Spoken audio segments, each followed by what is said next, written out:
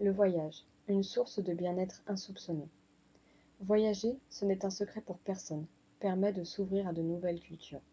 Dès que quelqu'un se met à parler de voyage, l'image d'une valise à faire et d'un avion à prendre, voire d'un train, apparaît. Arrivé à destination, la personne découvre un nouveau paysage qui l'émerveille, ou pas, ça arrive. Les vacances sont un réel sujet de conversation, car chacun a son point de vue sur les lieux. Vous n'y avez pas tous vécu les mêmes expériences et par définition, pas eu le même ressenti.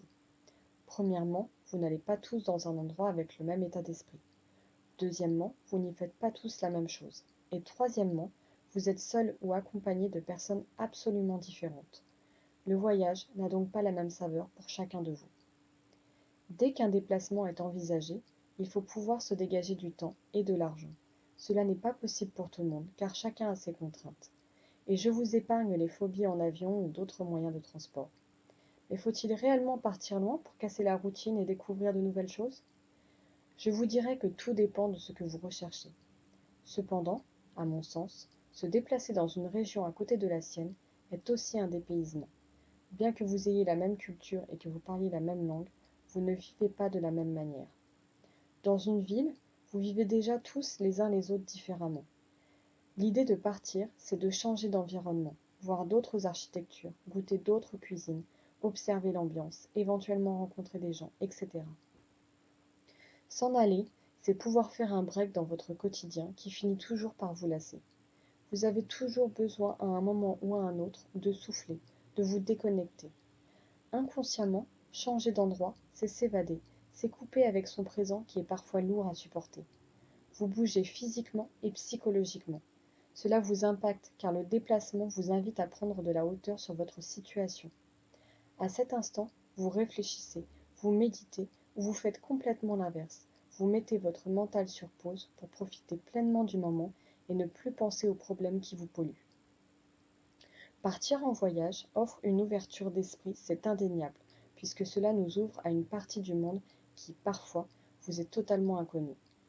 Toutefois, si le voyage vous est impossible, par peur de l'avion, par manque de temps ou d'argent, devez-vous vraiment penser que votre esprit est et sera toujours limité?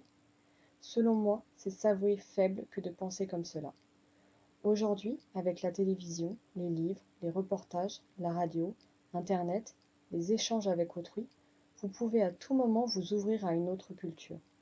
Certes, vous ne le vivez pas physiquement et le ressenti en est tout autre, mais cela ne vous empêche pas de vous faire un avis et d'offrir votre point de vue aux autres. À chacun de décider comment il peut ou veut voyager. Si vous avez la possibilité de vous octroyer une pause et que vous en ressentez le besoin, vous avez besoin de faire une coupure avec votre présent, alors je vous conseille grandement de prendre la poudre d'escampette physiquement, et pas seulement à travers les médias, pour découvrir d'autres choses et en profiter pour vous recentrer sur vous-même. Si tout va bien pour vous, je vous incite toutefois à poursuivre vos voyages qui, je n'en doute pas, continueront de vous nourrir spirituellement. Toutefois, dans le voyage, il y a une notion de retour. Il faut revenir chez soi, à son quotidien. Pour certains, ça a du bon de retrouver sa zone de confort. Il est plaisant de se sentir à l'aise et de constater que le train-train n'est pas si pénible qu'il en a l'air. Pour d'autres, ce n'est pas une partie de plaisir de rentrer, mais d'avoir fait le point, pendant leur absence de la maison, va leur permettre de transformer tout ce qu'ils ne supportent plus et ainsi redonner un nouvel élan à leur vie.